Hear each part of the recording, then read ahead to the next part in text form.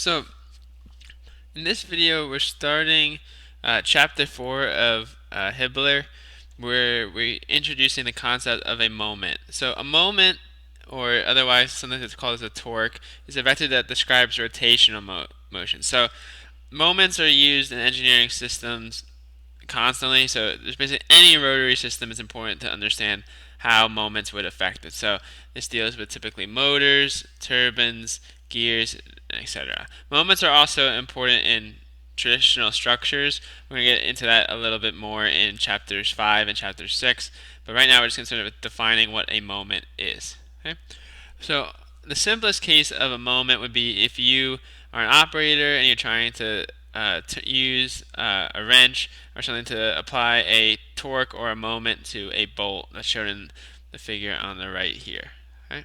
So what we can say is that the magnitude of the moment that's applied at point O is going to be equal to the force applied by the operator times the length of our wrench or the length of our lever.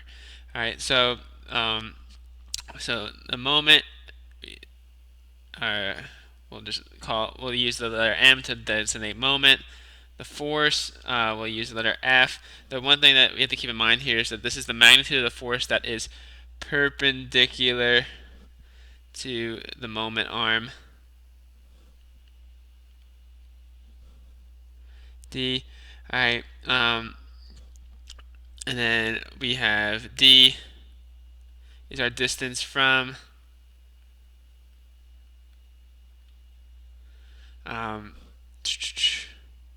point O, or where the torque is being applied, to where the force is being applied.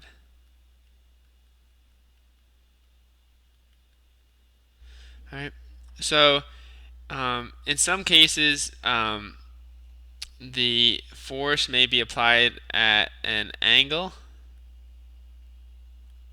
So in this case, we have on the middle term here, the force is applied at an angle theta that is not perpendicular with D. So the force would not be as effective in creating a moment.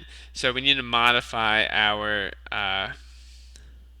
moment arm by using the sine of that angle theta. So you can write this now as FD sine of theta, right? So sine of 90 degrees is equal to 1. Sine of 0 degrees is equal to 0. So if you applied a force just along the moment arm, you would generate no torque about the system. Okay, so the second thing that's important to know about a moment is the direction of the moment. So in order to determine the direction of a moment, we're going to use the right hand rule for moments.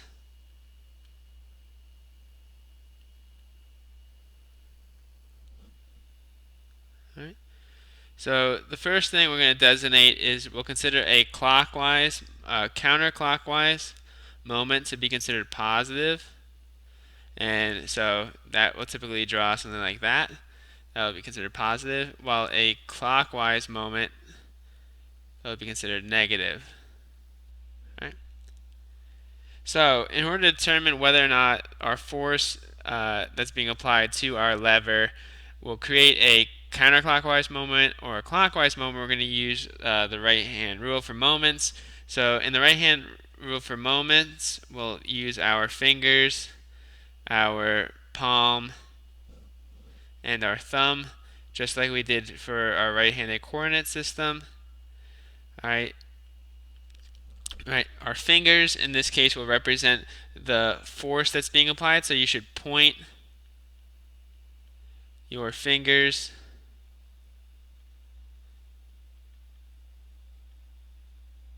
um, along along the direction of the applied force.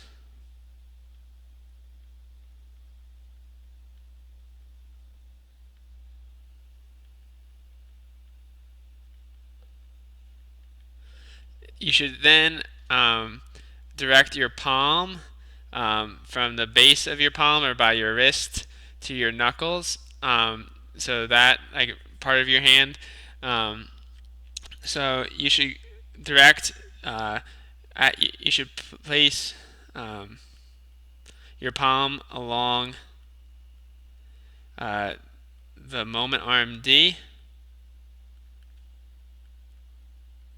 So in the case of a moment, the base of your arm would be at point O, or where your wrist would be at point O, and then where the force would be applied would be at your knuckles.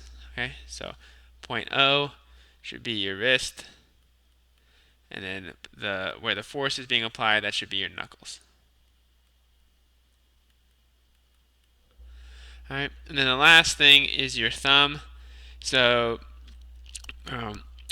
you have your thumb.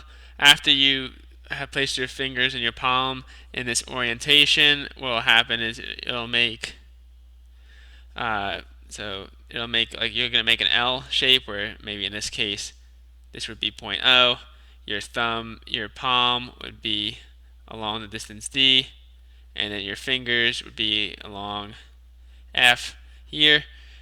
So in this case, if you put your hands like that, your thumb, if you point your thumb like you're making a thumbs up sign, that's going to be going along the axis which your moment would be rotating. So you should point your thumb like you're making a thumbs up sign.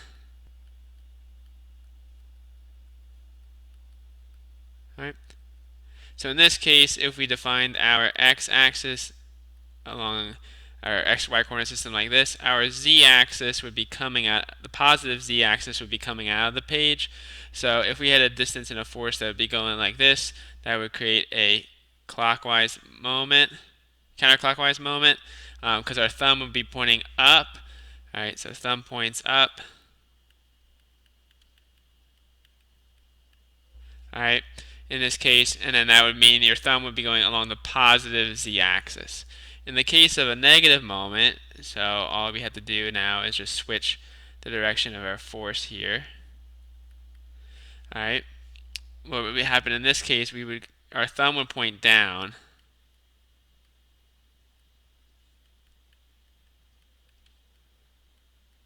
All right, so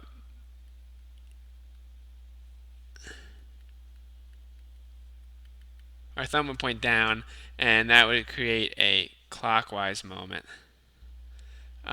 about the z-axis. All right.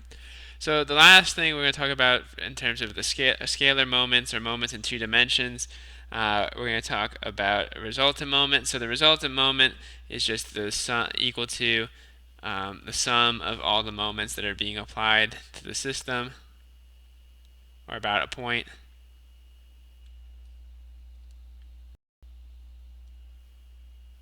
All right. So let's say we had a point, all right, in space, and let's say we had three forces that were applied with each had their own respective moment arms. So we have three forces and three moment arms. We wanted to determine what was the total moment applied at about that point. We would multiply and we'd say these are all 90 degrees apart from each other. We would say this would be equal to F1 times D1. We would have F2 and D2, and then we would have F3 and D3. Alright, so the only thing left to do is we need to define whether or not these would be positive or negative moments. So in this case, we have to use the right hand rule. So if we look at force 1 and D1, if we place our palm along from the origin point, we have our wrist at the origin point to the knuckles at where the force is being applied, and then our fingers would act along the force vector. If we did that, if you point your thumb up, you should see that your thumb is coming out of the board, which would mean to be going along the positive z-axis. So F1 will be positive. In a similar fashion, D3 and F3 are also going to be positive. And then the last one would be D2 and F2. That would be, if you do put your fingers in your palms along the force and the moment arm axis, what you'll see is that your thumb will actually point into the screen, so this should be equal to a negative value. Okay, so that concludes this video about the definition of moments in 2 dimensions and how you can calculate the total moment about any point using the sum of all the moments due to all the forces.